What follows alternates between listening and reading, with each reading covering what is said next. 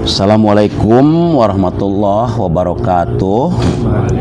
Waalaikumsalam warahmatullahi wabarakatuh. Alhamdulillah tadi dzikir nafas sudah selesai. Untuk Gus Jaki, Gus, tadi dari dzikir nafas ada sensasi-sensasi apa saja? Silakan.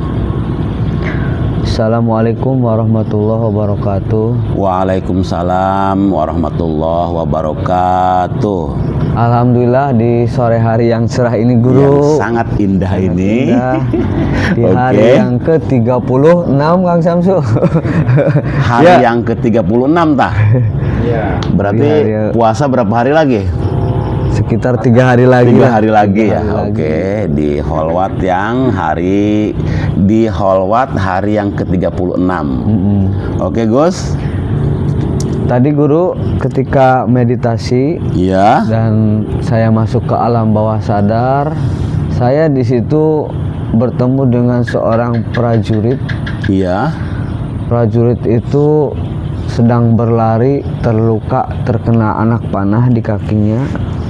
Ketika saya menghampiri, beliau ketakutan karena dikira musuh dan mengeluarkan pedang kepada saya.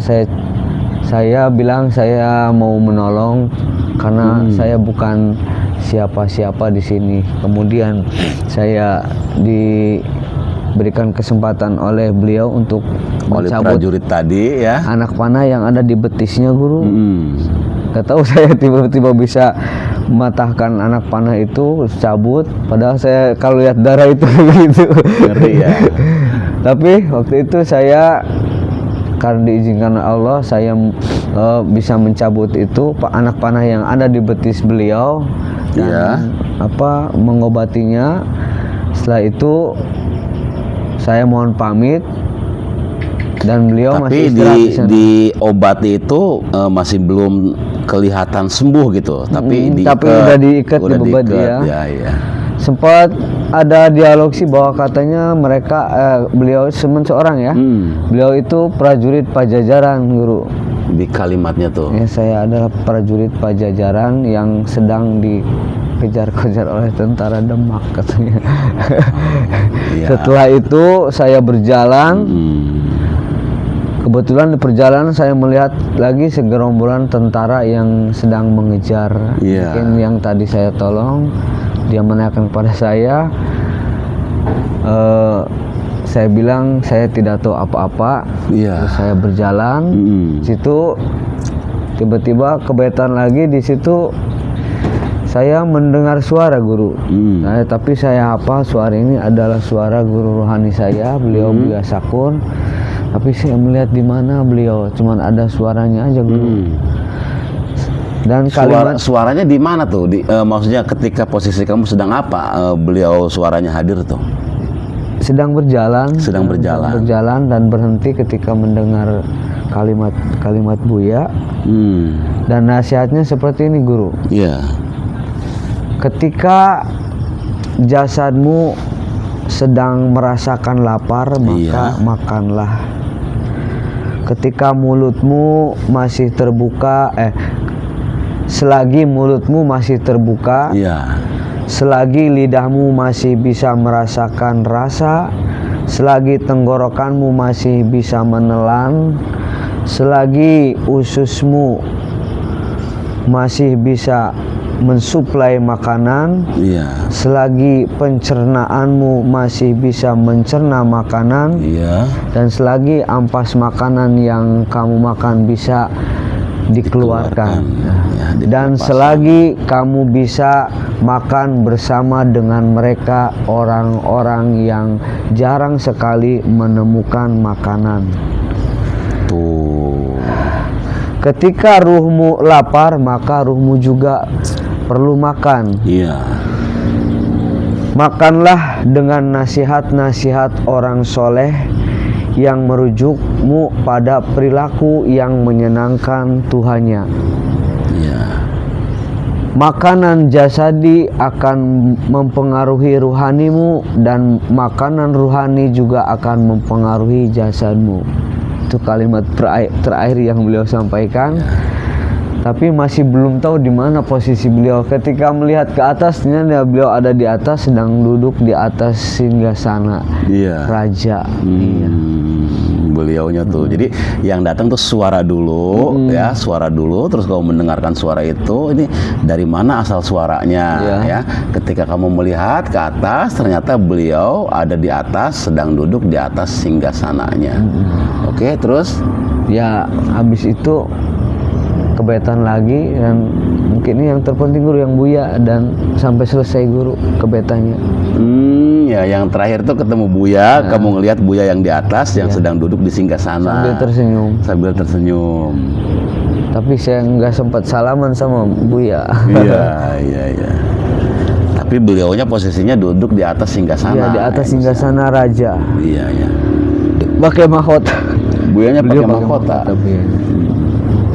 Mungkin urayanya guru. Sekian, wassalamualaikum warahmatullahi wabarakatuh. Waalaikumsalam warahmatullahi wabarakatuh. Tadi kata beliau ya maksudnya ketika umpamanya mulutmu masih bisa makan ya, terus ususmu masih ini umpamanya, terus lambungmu masih bisa mencerna gitu. Artinya ketika posisi fisik kamu sedang sehat ya, kewajiban jasad ini ya dipenuhi. Artinya dipenuhi itu makannya, minumnya, apanya gitu kan, sampai ke pelepasan gitu.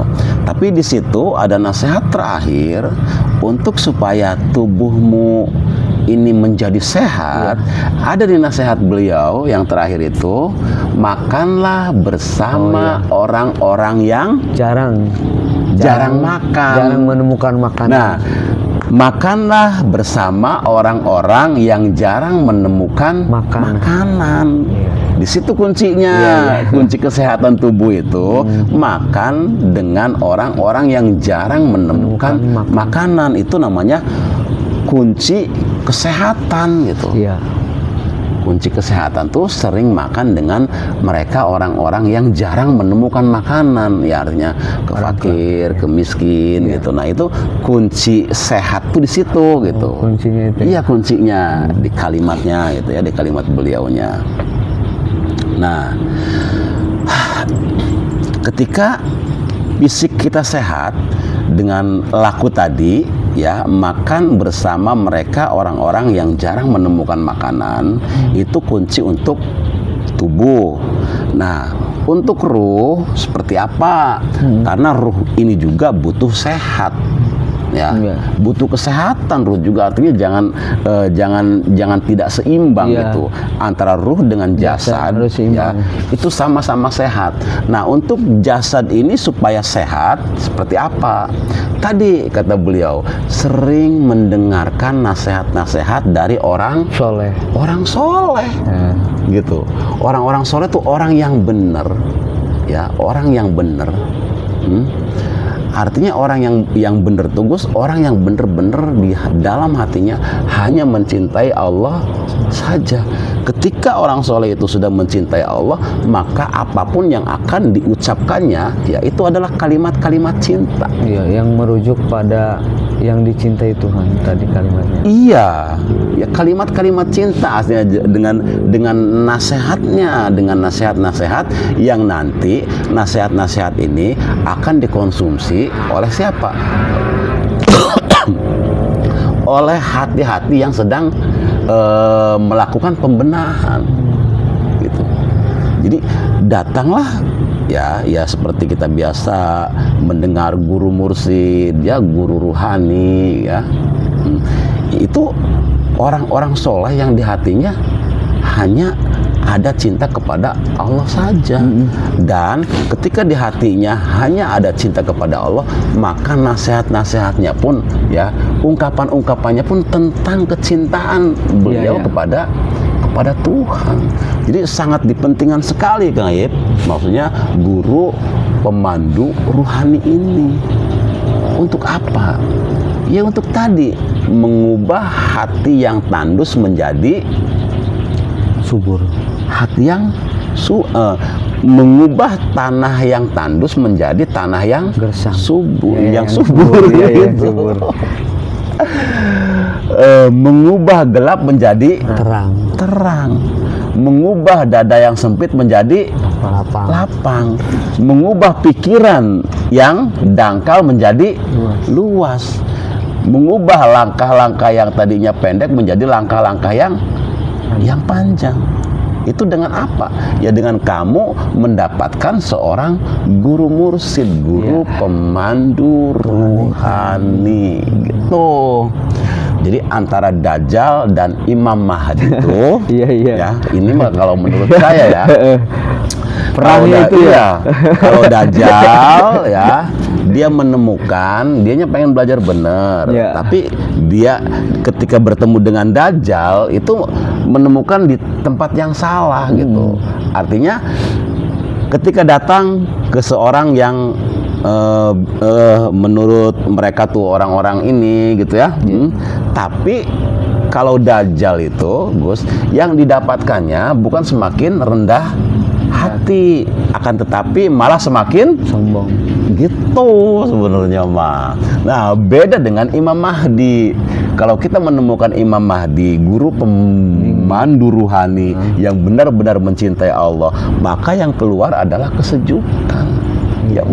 Yang mendengarkannya bisa belajar sabar, yang mendengarkannya bisa belajar untuk sederhana, yang belajarnya bisa yang mendengarkannya bisa bermanfaat, bisa dermawan. Itu bedanya antara Dajjal dan Imam Mahdi gitu. Maksudnya secara simpel gitu. Jadi siapa yang kamu temukan selama ini? Ya tinggal dicek aja. Ketika kamu semakin membanggakan diri ya dengan amalmu, dengan ini. Nah, itu berarti ketika kamu semakin rendah diri, nah itu bedanya tuh. Kalimat terakhirnya guru, Apa?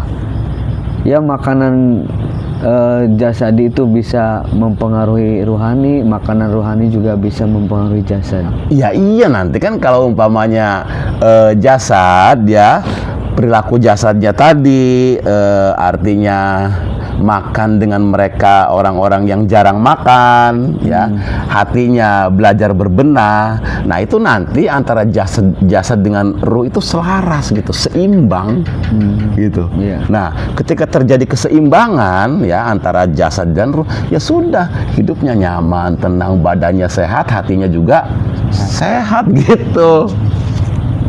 Paham nggak maksudnya? Ketika makanan jasadnya sembarangan berarti berpengaruh juga Ya kepada berpengaruh. Kalau laku jasadnya tadi artinya tidak bermanfaat Iya. ya. Tidak bermanfaat ya bukan pengaruh yang dimakannya, bukan. maksudnya Tapi perilaku jasadnya, laku jasadnya, memberi makan orang yang membutuhkan ya, ada orang sakit dijenguk gitu tuh, Gus. Dari lakunya. Iya, dari lakunya, laku jasadnya gitu. Iya, Guru, Kalau makanan mah nggak ada pengaruh ketika hati kitanya nyaman.